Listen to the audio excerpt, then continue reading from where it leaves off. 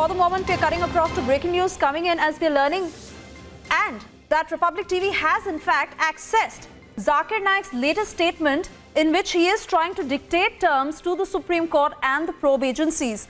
Zakir Naik has put forth conditions for the Supreme Court and the agencies that he is willing to return to India if he is assured in writing that he will not be put behind bars unless he is convicted.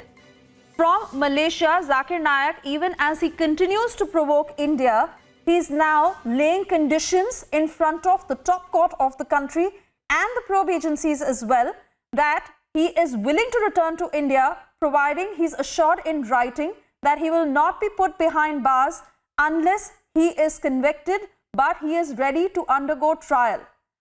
This after the Malaysian Prime Minister has supported Zakir Naik against extradition.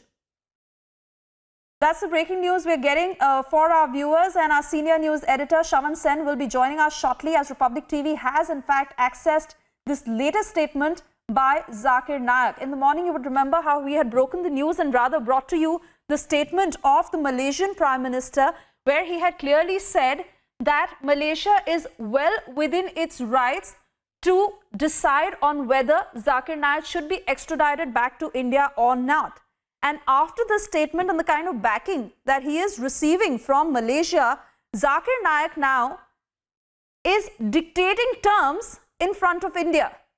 He is in fact laying these conditions to the Supreme Court and the probe agencies and said that he is willing to come back to the country. He is willing to undergo trial provided he is assured in writing that he will not be put behind bars unless he is convicted. Straight away cutting across to our senior news editor Shavan Sen, who in fact has accessed that statement of Zakir Naik. Over to you, Shavan. Take us through all that you have.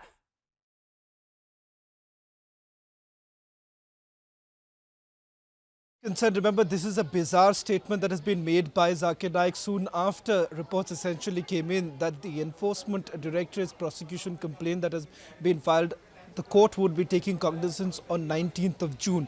That afterwards, India would essentially be moving forward as with regards to the red corner notice, because that hasn't been issued by the Interpol as yet.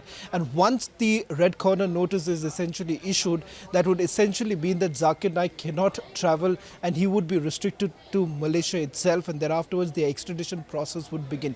Keeping that in mind, you are essentially looking at a statement now being given by Dr. Zakir Naik saying that he would only return if there is an assurance that is given by the Supreme Court of India that he would not be arrested till the time he is convicted in this particular case. He's also been saying that there could be no fair trial, and that is the reason why he's not willing to return to India. Remember, the question here is that he hasn't essentially responded to any of the summons that have been sent out by the National Investigation Agency as well as the Enforcement Directorate. He's always been saying that this is some sort of a political vendetta, and that is the reason why perhaps he's being targeted.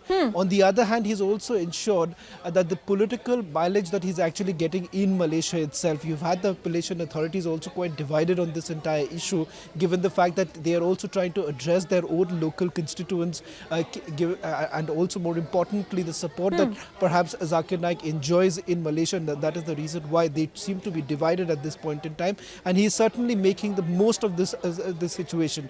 Having said that, as far as Indian authorities are concerned, they're saying that they have enough evidence to basically indicate that he is a hate preacher.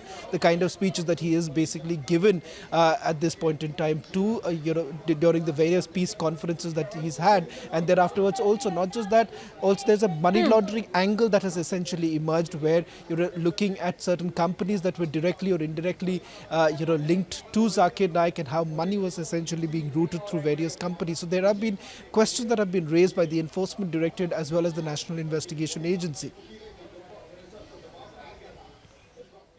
Right, Shavan, lots to discuss on this, and please stay on with us because for the moment we are cutting across to more breaking news coming in, but we'll certainly ask you more on this in a short while from now.